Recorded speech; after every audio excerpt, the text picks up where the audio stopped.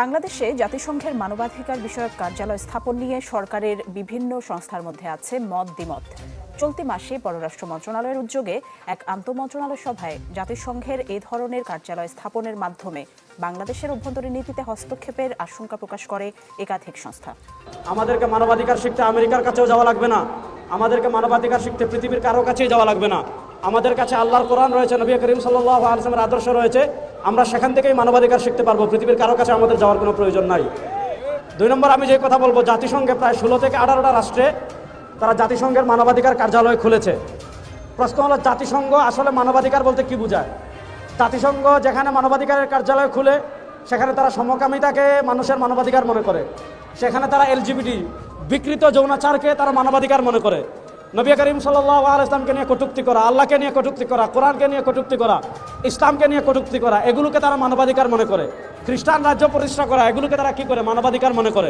এজন্য আমরা মনে করি এখানে মানবাধিকারের আড়ালে পশ্চিমাদের যে এজেন্ডা রয়েছে, এলজিবিটি কিউ, সমকামিতা, পশ্চিমাদের যে এজেন্ডা রয়েছে ইসলাম বিদ্বেষ, পশ্চিমার যে এজেন্ডা রয়েছে বাংলাদেশ থেকে ইসলাম এবং মুসলমানদের নাম মুছে দিয়ে পৃথক আলাদা খ্রিস্ট রাজ্য জুমল্যান্ড প্রতিষ্ঠা করা, এগুলোর একটা প্রেক্ষাপট তৈরি হয় জাতিসংঘের মানবাধিকারের অফিস দিয়ে।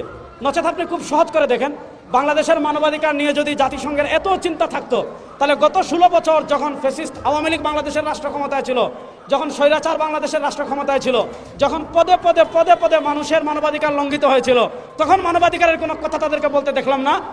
তখন তাদেরকে মানবাধিকারের পক্ষে কোনো আওয়াজ তুলতে দেখলাম না, তখন তাদেরকে মানবাধিকারের কোনো অফিস খুলতে দেখলাম না। 2 নম্বর হলো, এখন পৃথিবীতে সবচেয়ে বেশি মানবাধিকার লঙ্ঘন হচ্ছে যে জায়গায়, সে জায়গার নাম হলো গাজা, সেই জায়গার নাম হলো রাফা, সেই জায়গার নাম হলো ফিলিস্তিন। প্রশ্ন হলো, তাদের বাংলাদেশের মানবাধিকার নিয়ে এত চিন্তা, ফিলিস্তিন নিয়ে তাদের কোনো চিন্তা নাই, গাজা নিয়ে তাদের কোনো চিন্তা নাই, রাফা নিয়ে তাদের কোনো চিন্তা নাই, ইয়ামান নিয়ে তাদের কোনো চিন্তা নাই, ইরান নিয়ে তাদের কোনো চিন্তা নাই। পৃথিবীর যে ভূখণ্ডে মুসলমানরা নির্যাতিত হয় সেখানে তাদের মানবাধিকার নিয়ে কোনো চিন্তা নাই। বাংলাদেশে তো আমরা ভালো আছি আলহামদুলিল্লাহ, বাংলাদেশের যুবকরা ফেসিবাদকে তাড়িয়েছে। এখন তারা মানবাধিকারের অফিস কেন করতে চাচ্ছে? মূলত মানবাধিকারের আড়ালে ওই পশ্চিমাদের যে সমকামিতা এজেন্ডা। আসসালামু আলাইকুম প্রিয় দর্শক, কেমন আছেন সকলে? আশা করি সকলে ভালো আছেন। বাংলাদেশের যে উত্তেজিত রাজনৈতিক প্রেক্ষাপট এবং যেই পরিস্থিতি চলতেছে তারই আলোকে আজকের এই গুরুত্বপূর্ণ ভিডিও, যার মধ্য থেকে ইঙ্গিত করেছে জাতিসংঘের অফিসকে কেন্দ্র করে। জাতিসংঘের অফিস স্থাপনের হটকানির সিদ্ধান্ত প্রত্যাহার করুন, বিভিন্ন ইসলামী দলের নেতৃবৃন্দ এ বক্তব্য দিয়েছে। ঢাকায় জাতিসংঘের তথাকথিত মানবাধিকার কার্যালয় স্থাপন ও জাতিসংঘের মহাসচিব কর্তৃক বাংলাদেশের আবাসিক সমন্বয়ক হিসেবে একজন আত্মঘাতী সমকামী কূটনীতিককে নিয়োগ প্রদান এ দেশের বহুবৃত্তি জনগোষ্ঠী সভ্যতা, সাংস্কৃতিক ও স্বাধীনতা সর্বক্রিয়তার উপর চরম হুমকি। এ ধরনের সিদ্ধান্ত দেশবাসী উৎকটিত।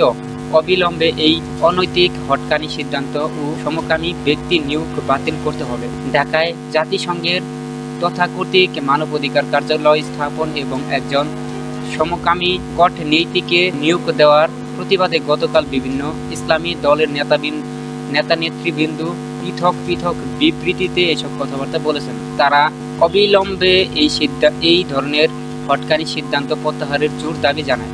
আশা করি ভিডিওর শুরুতে আরও ছোট ছোট বিশেষ অংশ দেখে বুঝতে পেরেছেন যে আজকের ভিডিওটা কতটা গুরুত্বপূর্ণ এবং কিভাবে এই জাতিসংঘের কার্যালয়ের বিষয়কে ইঙ্গিত করেছে। আর এই বিষয়টা নিয়ে অনেকেই কথাবার্তা বলেছে, ইসলামী দলের, ইসলামী ফাউন্ডেশনের অনেক নেতাকর্মী। তাই বলে আপনি যদি ভিডিওটি চালু দিয়ে থাকেন, অবশ্যই না টেনে ভিডিওটি শেষ পর্যন্ত দেখার অনুরোধ রইল। সেই সাথে আপনি যদি আমাদের চ্যানেলে নতুন দর্শক হয়ে থাকেন, তাহলে অবশ্যই ভিডিওটি লাইক, চ্যানেলটি সাবস্ক্রাইব করে পাশে থাকুন প্রত্যেক নিয়ত এরকম লেটেস্ট আপডেট নিউজের জন্য।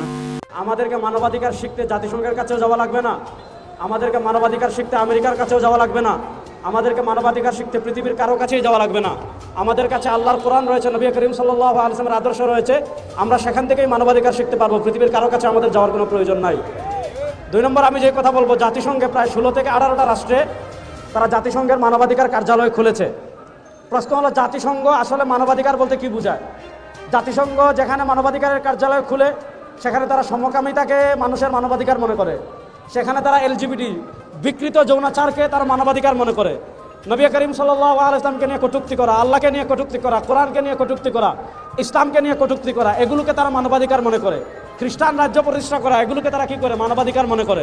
এজন্য আমরা মনে করি এখানে মানবাধিকারের আড়ালে পশ্চিমাদের যে এজেন্ডা রয়েছে LGBT সমকামিতা, পশ্চিমাদের যে এজেন্ডা রয়েছে ইসলাম বিদ্বেষ, পশ্চিমার যে এজেন্ডা রয়েছে বাংলাদেশ থেকে ইসলাম এবং মুসলমানদের নাম মুছে দিয়ে পৃথক আলাদা খ্রিস্ট রাজ্য জুমল্যান্ড প্রতিষ্ঠা করা, এগুলোর একটা প্রেক্ষাপট তৈরি হয় জাতিসংঘের মানবাধিকারের অফিস দিয়ে। নচেত আপনি খুব সহজ করে দেখেন, বাংলাদেশের মানবাধিকার নিয়ে যদি জাতিসংঘের এত চিন্তা থাকতো, তাহলে গত 16 বছর যখন ফ্যাসিস্ট আওয়ামী লীগ বাংলাদেশের রাষ্ট্র ক্ষমতায় ছিল, যখন স্বৈরাচার বাংলাদেশের রাষ্ট্র ক্ষমতায় ছিল, যখন পদে পদে পদে পদে মানুষের মানবাধিকার লঙ্ঘিত হয়েছিল, তখন মানবাধিকারের কোনো কথা তাদেরকে বলতে দেখলাম না, তখন তাদেরকে মানবাধিকারের পক্ষে কোনো আওয়াজ তুলতে দেখলাম না, তখন তাদেরকে মানবাধিকারের কোনো অফিস খুলতে দেখলাম না। 2 নম্বর হলো, এখন পৃথিবীতে সবচেয়ে বেশি মানবাধিকার লঙ্ঘন হচ্ছে যে জায়গায়, সে জায়গার নাম হলো গাজা, সে জায়গার নাম হলো রাফা, সে জায়গার নাম হলো ফিলিস্তিন। প্রশ্ন হলো, তাদের বাংলাদেশের মানবাধিকার নিয়ে এত চিন্তা, ফিলিস্তিন নিয়ে তাদের কোনো চিন্তা নাই, গাজা নিয়ে তাদের কোনো চিন্তা নাই, রাফা নিয়ে তাদের কোনো চিন্তা নাই, ইয়ামান নিয়ে তাদের কোনো চিন্তা নাই, ইরান নিয়ে তাদের কোনো চিন্তা নাই। পৃথিবীর যে ভূখণ্ডে মুসলমানরা নির্যাতিত হয় সেখানে তাদের মানবাধিকার নিয়ে কোনো চিন্তা নাই। বাংলাদেশে তো আমরা ভালো আছি আলহামদুলিল্লাহ, বাংলাদেশের যুবকরা ফেসিবাদকে তাড়িয়েছে। এখন তারা মানবাধিকারের অফিস কেন করতে চাচ্ছে? মূলত মানবাধিকারের আড়ালে ওই পশ্চিমাদের যে সমকামিতা এজেন্ডা রয়েছে এবং LGBT যেটা রয়েছে সেটা তারা আমাদের দেশে প্রতিষ্ঠা করতে চাচ্ছে। হিসাব অত্যন্ত সহজ, বাংলাদেশের মুসলমানদের 1 ফোঁটা রক্ত যদি শরীরে থাকে, আমরা জীবিত থাকবো, বাংলাদেশে আপনারা সমকামিতা প্রতিষ্ঠা করবেন, এটা কখনো সম্ভব হবে না ইনশাআল্লাহ। আমরা তো ভালো আছি, এটার জন্য যদি যুদ্ধ করতে প্রয়োজন হয় আমরা যুদ্ধ করার জন্য প্রস্তুত আছি ইনশাআল্লাহ। তারপরে আমরা বাংলাদেশের সমকামিতা প্রতিষ্ঠা হতে দেব না ইনশাআল্লাহ। সর্বশেষ আমি যেই কথা বলতে চাচ্ছি, আমরা আমাদের মানচিত্রকে অনেক ভালোবাসি, আমরা আমাদের দেশকে অনেক ভালোবাসি। অন্তর্বর্তীকালীন সরকারকে বাংলাদেশের রাষ্ট্র ক্ষমতায় দেওয়া হয়েছে সংস্কার করার জন্য। আমরা দেখেছি তারা রাষ্ট্র ক্ষমতা গ্রহণ করার 1 বছরের মতো হয়ে যাচ্ছে, এখনো তারা ফ্যাসিবাদের বিচার করতে পারেন নাই, ফ্যাসিবাদের দূষকদের বিচার করতে পারেন নাই, এখনো জুলাই সনদ দিতে পারেন নাই, এখনো দলগতভাবে আওয়ামী লীগকে নিষিদ্ধ করতে পারেন নাই, এখনো ফ্যাসিবাদের দালাল যারা আছে তাদেরকে গ্রেফতার করতে পারেন নাই। এখনো আমরা দেখেছি জুলাই সনদকে মানুষের আবেগ বলা হচ্ছে, এখনো আমরা দেখছি বাংলাদেশের মানুষের আবেগকে মব বলা হচ্ছে, এখনো আমরা দেখছি জুলাই শহীদদেরকে অবজ্ঞা করা হচ্ছে, জুলাইয়ের গণ অভ্যুত্থানকে অবজ্ঞা করা হচ্ছে। অন্তর্বর্তীকালীন সরকারকে আমরা অনুরোধ করব, আপনার প্রয়োজনীয় রাষ্ট্র সংস্কার করেন, সেটার পক্ষে আমরা আছি, সেটার সমর্থন আমরা শুরু থেকে দিয়েছি, এখনো দিচ্ছি, সামনে দেব। কিন্তু সংস্কারের নামে যদি আপনারা সমকামিতাকে প্রতিষ্ঠা করতে চান, সংস্কারের নামে যদি আপনারা পার্বত্য চট্টগ্রাম নিয়ে কোনো ষড়যন্ত্র করেন, আপনাদের সাথে আমাদের কোনো সম্পর্ক থাকবে না। বাংলাদেশে জাতিসংঘের মানবাধিকার বিষয়ক কার্যালয় স্থাপন নিয়ে সরকারের বিভিন্ন সংস্থার মধ্যে আছে মত দ্বিমত। চলতি মাসে পররাষ্ট্র মন্ত্রণালয়ের উদ্যোগে এক আন্তঃমন্ত্রণালয় সভায় জাতিসংঘের এই ধরনের কার্যালয় স্থাপনের মাধ্যমে বাংলাদেশের অভ্যন্তরীণ নীতিতে হস্তক্ষেপের আশঙ্কা প্রকাশ করে একাধিক সংস্থা। জাতিসংঘের কার্যালয় স্থাপন না করে বরং জোর দেওয়া হয় জাতীয় মানবাধিকার কমিশনের সক্ষমতা বৃদ্ধির। সাবেক কূটনীতিকদের মতে বিষয়টি নিয়ে রাজনৈতিক দলসহ বিভিন্ন পর্যায়ে আলোচনার প্রয়োজন রয়েছে। মোর্শেদ হাসিবের রিপোর্টে বিস্তারিত। জাতিসংঘের মানবাধিকার বিষয়ক কার্যক্রম পরিচালিত হয় সদর দপ্তর সুইজারল্যান্ডের জেনেভা থেকে। এরপরও মানবিক পর্যবেক্ষণ, সুরক্ষা ও সরাসরি কারিগরি সহায়তা দিতে বিশ্বের 18টি দেশে কার্যালয় আছে জাতিসংঘের মানবাধিকার কমিশনারের। সংস্থাটি চায় বাংলাদেশেও তাদের একটি কার্যালয় স্থাপনের। অন্তর্বর্তী সরকারও এ ব্যাপারে ইতিবাচক মনোভাব দেখায়। শুরু হয় প্রাথমিক আলোচনা। সংস্থাটি দেয়া খসড়ার উপর একাধিক সংশোধন আনে দুপক্ষই। চূড়ান্ত সিদ্ধান্তের আগে জুন মাসে সদ্য সাবেক ভারপ্রাপ্ত পররাষ্ট্র সচিব আয়োজন করেন এক আন্তঃমন্ত্রণালয় সভার, যেখানে বেশ কিছু গুরুত্বপূর্ণ মতামত বা পর্যবেক্ষণ দেয় বিভিন্ন মন্ত্রণালয়ের প্রতিনিধিরা। সভায় প্রশ্ন ওঠে জাতিসংঘ মিশনটির স্ট্যাটাস কি হবে তা নিয়ে। জাতীয় মানবাধিকার কমিশনের পক্ষ থেকে প্রশ্ন তোলা হয় কার্যালয়ে থাকা বাকি 18টি দেশের সাথে বাংলাদেশের মানবাধিকার পরিস্থিতি সেসব দেশের সাথে তুলনীয় কিনা। সভায় আইন শৃঙ্খলার সাথে জড়িত সংস্থা জোর দেয় জাতিসংঘের কার্যালয় স্থাপনের চাইতে জাতীয় মানবাধিকার কমিশনের সামর্থ্য বৃদ্ধির উপর। এছাড়া পশ্চিমা ধ্যান ধারণা অভ্যন্তরীণ নীতি প্রণয়নে হস্তক্ষেপের আশঙ্কাও প্রকাশ করা হয়। সভায় জননিরাপত্তা বিভাগের প্রতিনিধি দেশে বিদ্যমান আর্থসামাজিক প্রেক্ষিত বিবেচনায় জাতিসংঘের কার্যালয়ের সম্ভাব্য নেতিবাচক প্রভাব নিয়ে পর্যালোচনার পক্ষে মতামত দেন। আর তথ্য ও সম্প্রচার মন্ত্রণালয়ের প্রতিনিধি এ বিষয়ে জাতীয় পর্যায়ে সংলাপে জোর দেন। তবে আইন ও বিচার বিভাগের প্রতিনিধি বলেন, জাতিসংঘের সাধারণ পরিষদে যে রেজলিউশনের মাধ্যমে মানবাধিকার বিষয়ক কমিশনারের ম্যান্ডেট সৃষ্টি করা হয়েছে, যেখানে কোনো দেশের অভ্যন্তরীণ বিষয়ে হস্তক্ষেপ না করার বিষয়টি উল্লেখ রয়েছে। কূটনৈতিক বিশ্লেষকরা এ বিষয়ে আরও চুলচেরা বিশ্লেষণের প্রয়োজন আছে বলে জানান। মানবাধিকারের লঙ্ঘন, নাগরিক অধিকার সংরক্ষণ, এই বিষয়টাতে যে আমরা খুব বেশি ভালো করে ফেলেছি বা খুব নাগরিকদের অধিকার সংরক্ষণ করে ফেলতে পেরেছি, এই কথাটা কিন্তু বলাটা বলতে যাবে না। জাতিসংঘ তো আপনাকে জুলাইয়ের পরে আপনাকে ফ্যাক্ট ফাইন্ডিং মিশনের মধ্য দিয়ে বের করে দিয়েছে আপনার কি করা দরকার। আমি জানি না আমার কথাটা খুব শক্ত কথা হয়ে যায় কিনা, বাংলাদেশে কি আমরা এরকম একটা রিপোর্ট তৈরি করে আন্তর্জাতিকভাবে স্বীকৃতি পাওয়ার মতো সক্ষমতা বলেন, এই সদিচ্ছা বলেন, এটা কি আমাদের ছিল বা আছে? তো কাজেই সেই ক্ষেত্রে জাতিসংঘ একটা ইতিবাচক ভূমিকা পালন করেছে, এটা তো আমাদের মানতে হবে। তো কাজে সেই প্রেক্ষাপট থেকে তারা যদি আমাদের আগামী দিনেও সহায়তা করে দিতে চায়, তো সেক্ষেত্রে আমি এটাকে ইতিবাচকভাবে দেখছি না। কেন? এরা সেই জায়গা থেকে আসে যেখানে সংকট হয়।